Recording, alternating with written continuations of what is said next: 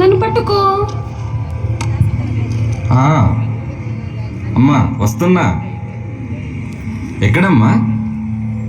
ఎక్కడ దాక్కున్నావు తల్లి? కనిపించట్లా? నన్ను పట్టుకోలేకపోయావు తాతయ్య.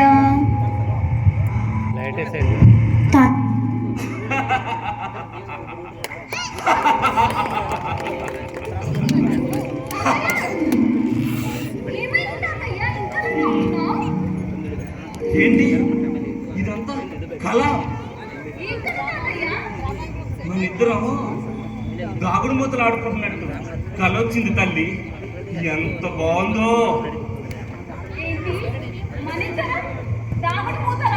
అవునమ్మా.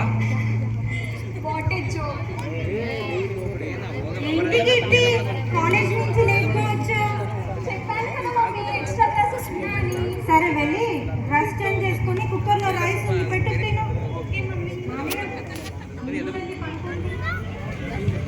తొందర ఏముందులేమ్మా, అబ్బాయి కూడా ఇంకా రాలేదు. మీ అబ్బాయి ఎప్పుడు వస్తారో తెలీదు, కానీ వెళ్ళే టైం మాత్రం ఫిక్స్, వచ్చే టైం మాత్రం తెలీదు. ఆఫీస్ నుంచి వచ్చేసరికల్లా నా తల ప్రాణం తోకొస్తుంది.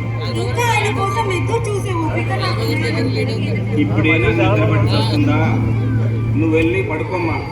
వాడు వస్తే నేను తలుపు తీస్తాలే.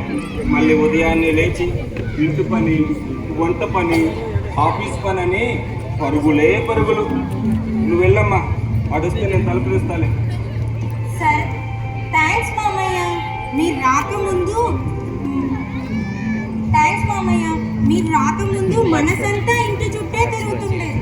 మీరు వచ్చాక గొప్ప సెక్యూరిటీగా ఫీల్ అయ్యాను. ఎప్పుడు వచ్చినా ఎప్పుడు వెళ్ళినా నో ప్రాబ్లం. సంతోషం అమ్మా.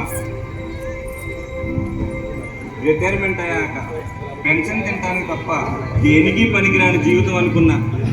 ఇలా ఇంటి సెక్యూరిటీగా పనికొస్తుందనన్నమాట.